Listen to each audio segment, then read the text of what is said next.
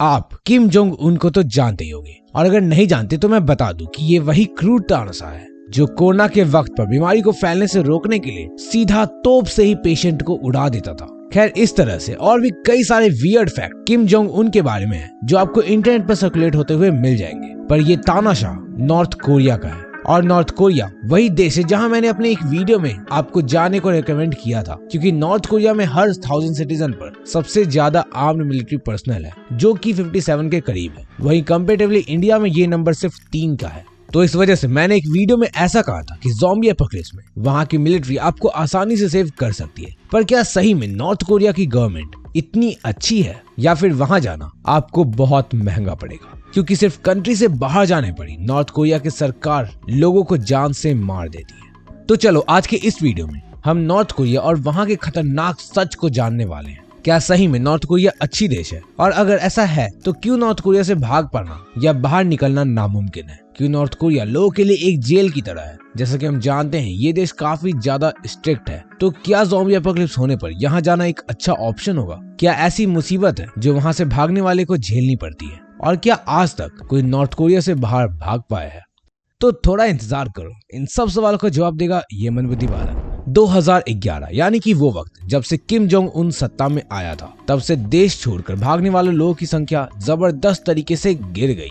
हाँ, चौंकना मत, एक्चुअली में भागने वालों की संख्या गिर गई थी, और ऐसा इसलिए क्योंकि अब नॉर्थ कोरिया ही खुद में पूरा का पूरा जेल है। मतलब ना कोई वहां से बाहर जा सकता है और ना ही अंदर आ सकता है। इनफैक्ट वहां की न्यूज भी लोगों को बहुत ज्यादा फिल्टर करके दी जाती है। पर देखो, ऐसा नहीं है कि अभी तक कोई नॉर्थ कोरिया से भागा नहीं है। इनफैक्ट 2011 से पहले तो कई सारे लोग ऐसा करते थे, पर 2011 में जब किम जोंग इल की मृत्यु हुई तो देश छोड़कर भागने वाले लोगों की संख्या पहले की तुलना में काफी कम होकर 2700 के करीब थी। सिर्फ एक साल में यही संख्या करीब आधी होकर 1500 के करीब हो गई। और जब कोरोना फैल रहा था यानी कि 2020 को, ये नंबर्स घट के सिर्फ 229 हो गई। तो ऐसा क्यों हुआ कि लोग नॉर्थ कोरिया को छोड़कर भागना बंद कर दिए? क्या नॉर्थ कोरिया एक बहुत अच्छी देश बन गई थी जहां सबको रहना अच्छा लगने लगा, या इसके पीछे कोई ऐसा काला सच है जो हमें दिख नहीं रहा? नॉर्थ कोरिया कैसा है इसे आप इस तरह समझो कि अगर नाजी जर्मनी 1945 के बाद अगर अभी भी जिंदा होती तो जर्मनी भी कुछ ऐसी ही लगती। यहाँ की सरकार आपसे कुत्ते से भी कहीं ज्यादा लॉयल होना डिमांड करती है,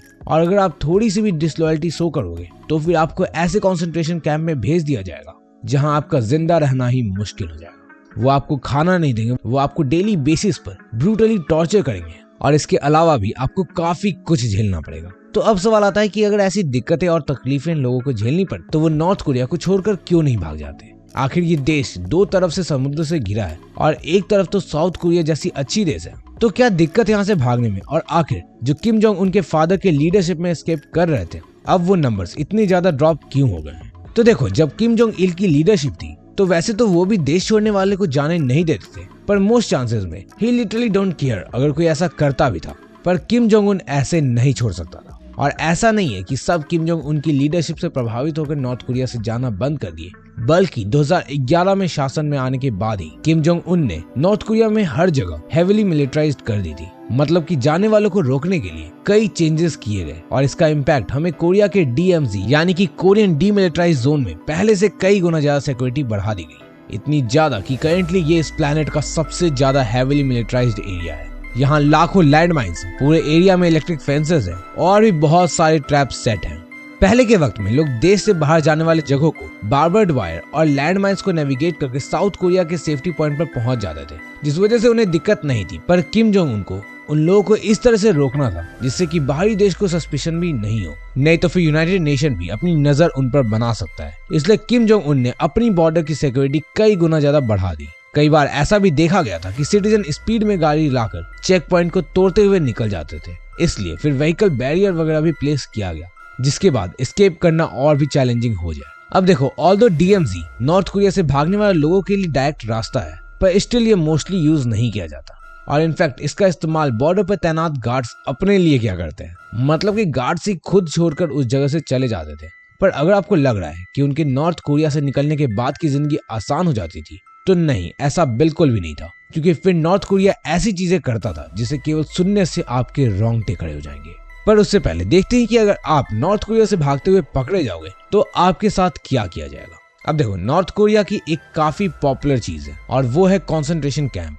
नो वन केयर्स कि आपकी लाइफस्टाइल क्या है, आपने पास्ट में कितने अच्छे काम किए हैं। अगर आपने भागने की कोशिश की है तो वो आपको सीधा बॉर्डर से ही लाइफ सेंटेंस इम्प्रिजनमेंट के लिए कंसंट्रेशन कैंप में भेज देंगे और वहाँ आपके साथ ऐसा सुलूक किया जाएगा जैसे हमारे यहाँ टेररिस्ट को भी नहीं करते। यहाँ उन्हें इजी डेथ नहीं दी जाती, बल्कि उनसे मरने तक बहुत बुरी हालत में काम कराया जाता है और खाने के लिए भी ना के बराबर ही खाना दिया जाता है। अब ऐसा नहीं कि नॉर्थ कोरिया इतना निर्दयी है, कई बार ऐसा भी है कि लाइफ सेंटेंस की सजा कैदी को नहीं सुनाई जाती, पर कंसंट्रेशन कैंप की कंडीशन की वजह से कई लोग अंदर ही अंदर घुट के मर जाते हैं। और उन लोगों को भी ज्यादा खुश होने की जरूरत नहीं है जो नॉर्थ कोरिया से भाग जाते हैं, क्योंकि उनके सक्सेसफुली एस्केप करने के बावजूद उनके नॉर्थ कोरिया में होने वाले रिलेटिव्स को और उनके 3 जनरेशन तक को ऐसे ही टॉर्चर किया जाता है। इसलिए आपको यूट्यूब पर भी कुछ लोगों की वीडियो मिल जाएंगी जो वहां से भागे हैं, पर वो अपनी आइडेंटिटी कभी भी रिवील नहीं करते, नहीं तो फिर उनके परिवार को भी बहुत बुरी जिंदगी वहां झेलनी पड़ेगी।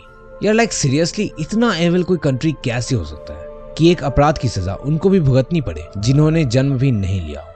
आप इसे ऐसे समझो कि जो जुर्म किसी ग्रैंड पेरेंट ने किया है तो फिर उनके बेटे और पोते को भी उसकी सजा भुगतनी पड़ेगी। मतलब कि जिन्होंने कुछ भी नहीं किया उन्हें भी इससे गुजरना होगा।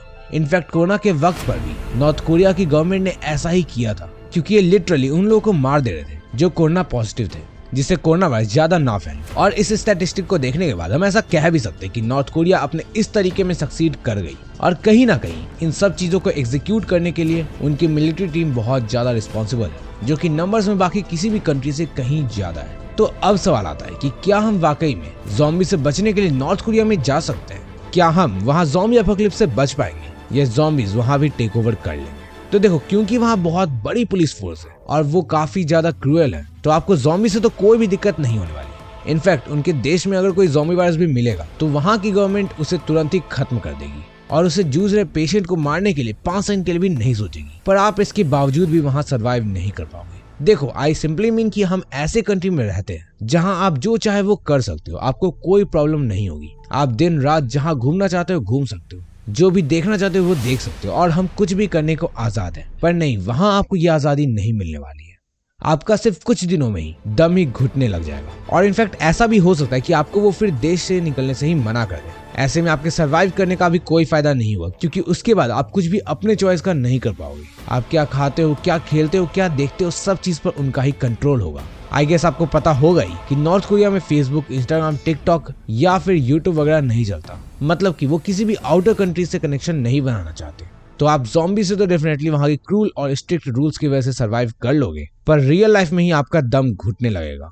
और जस्ट इमेजिन अगर आपको वहां से नहीं निकलने दिया गया, तो ये ज़ॉम्बी से सर्वाइव करने का आइडिया आपकी सबसे बड़ी गलती होगी। तो बेहतर होगा कि भाई नॉर्थ कोरिया में जाकर ज़ॉम्बी से बचने से बेहतर है कि अपने भारत में ही रहने की कोशिश करो। और फिर भी अगर हमारा देश कोलैप्स कर गया तो फिर ऐसे सिचुएशन में मैंने ज़ॉम्बी एपोकलिप्स में सर्वाइव करने के लिए 5 बेहतरीन देशों पर ऑलरेडी वीडियो बनाई है, तो आप वहां भी जा सकते हो। वैसे अगर यहाँ तक देख लियो तो लाइक कर देना। टारगेट रखते हैं 1000 लाइक्स का।